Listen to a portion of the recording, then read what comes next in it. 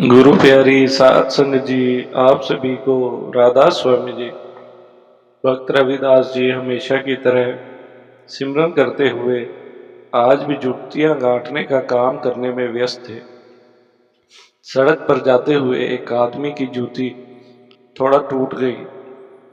उसने भक्त रविदास को जुतियां जोड़ते देखा तो वह भक्त रविदास जी से थोड़ा दूर खड़े होकर बोला, अरे है मेरी जूती जोड़ दो।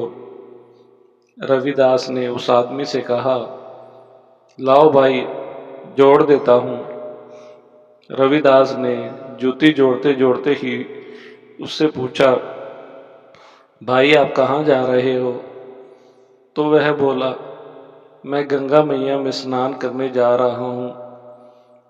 तुम चमड़े का काम करने वाले गरीब लोग क्या जानो गंगा जी के दर्शन और स्नान का महत्व। संत रविदास जी बोले, सत्य कहा श्रीमान, आपने हम मलिन और नीच लोगों के स्पर्श से पावन गंगा भी अपवित्र हो जाएगी। आप भाग्यशाली हैं जो आप तीर्थ स्थान को जा रहे हैं। उस आदमी ने कहा, सही कहा, तीर्थ स्थान और स्नान और दान का बहुत महत्व है।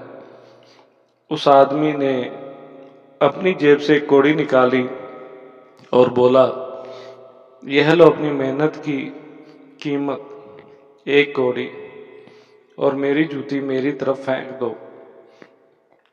रविदास जी ने उसे जूती दे दी और बोले, आप मेरी तरफ यह कौड़ी को न फेंकिए। यह कौड़ी आप गंगा मैया को गरीब रविदास की भेंट कहकर अर्पित कर देना। वह पथिक अपने राह चला गया। भक्त रविदास भी दोबारा अपने काम में लग गया। वह आदमी कुछ दिन के बाद जब वहां पहुंचा तो अपने स्नान ध्यान के बाद जब पथिक गंगा दर्शन कर घर वापस जाने लगा तो उसे ध्यान आया, अरे उस शूद्र की कौड़ी तो मैंने गंगा मैया को अर्पण नहीं की।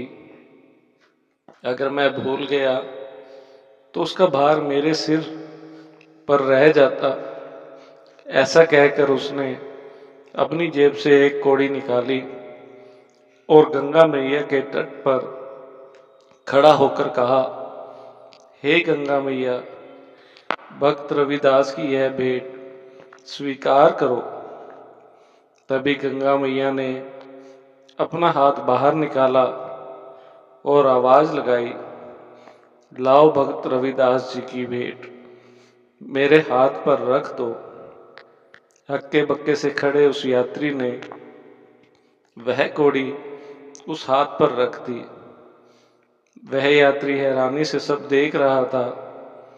अभी वापस चलने ही वाला था कि दोबारा उसे वही आवाज सुनाई दी कि यह यात्री, यह भेंट मेरी तरफ से भक्त रविदास जी को दे देना।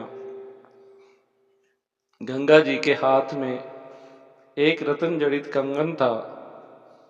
हैरान यात्री ने वह कंगन ले लिया और वापस अपने घर की ओर चलना शुरू किया।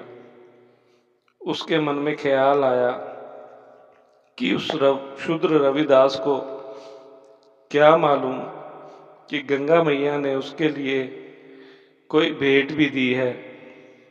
अगर मैं यह बेशकीमती कंगन यहाँ की रानी को भेंट कर दूंगा तो राजा बहुत खुश हो जाएगा और मुझे धन दौलत से माला माल कर देगा और बहुत सा इनाम भी देगा।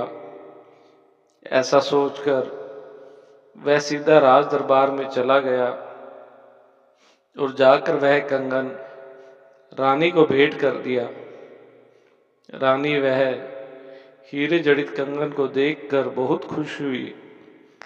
अभी वह अपने को मिलने वाले इनाम की बात सोच ही रहा था कि रानी ने अपने दूसरे हाथ के लिए भी एक दूसरे कंगन की फरमाइश राजा से कर दी। राजा बोला, पथिक हमें इस तरह का दूसरा कंगन चाहिए।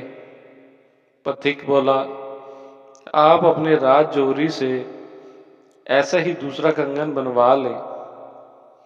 राजा ने जोहरी को बुलवाया और बोला कि बिल्कुल ऐसा ही कंगन और बनाना है। राज जोहरी बोला, पर इसमें जड़े रत्न बहुत दुर्लभ हैं, बहुत मुश्किल से मिलते हैं, यह हमारे राजकोष में नहीं है।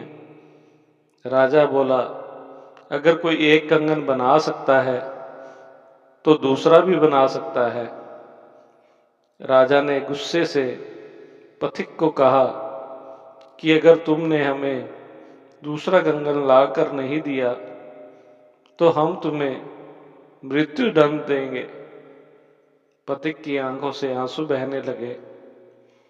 भक्त रविदास से किया गया छल उसके प्राण लेने वाला था। तभी पथिक ने सारा सत्य राजा को कह दिया और राजा से कहा कि केवल एक भक्त रविदास जी ही हैं जो गंगा मैया से दूसरा कंगन लेकर रानी को दे सकते हैं।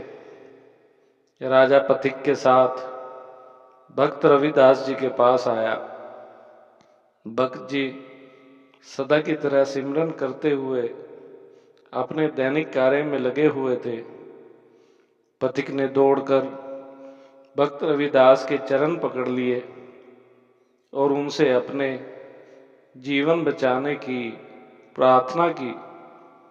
भक्त रविदास जी ने राजा को निकट बुलाया और पथिक को जीवन दान देने की विनती की। राजा ने जब पथिक के जीवन के बदले में दूसरा कंगन मांगा तो भक्त रविदास जी ने अपनी नीचे बिछाई चटाई को हटाकर राजा से कहा, आओ और अपना दूसरा कंगन पहचान लो। राजा जब निकट गया तो क्या देखता है, भक्त जी के निकट जमीन पारदर्शी हो गई है और उसमें बेशकीमती रत्न जड़ित असंख्य ही कंगन है और गंगा की धारा अविरुल बह रही है। पथिक और राजा भक्त रविदास जी के चरणों में गिर गए और उनसे क्षमा याचना की। मालिक के रंगों में रंगे महात्मा लोग जो अपने दैनिक कार्य करते हुए भी प्रभु का नाम सिमरन करते हैं, उनसे बड़ा और पवित्र कोई तीर्थ नहीं है। उन्हें तीर्थ, वेद शास्त्र क्या व्याख्यान करेंगे। उनका जीवन ही वेद है, उनके दर्शन ही तीर्थ हैं। साध संगत जी, इसलिए बाबा जी भी बार बार कहते हैं कि अपने काम को करते हुए उस मालिक के नाम का सिमरन करते रहो, उसे कभी मत भूलो, हमेशा याद रखो। मौत का कोई पता नहीं कब आ जाए। कुछ दिन पहले ही हमारी पानीपत की एक सत्संगकर्ता बहन को सत्संग करते हुए ही बाबा जी ले गए। ऐसी मौत तो देवी देवताओं की होती है, इसलिए सिमरन को पूरा समय दें और बाबा जी की खुशियां पाएं।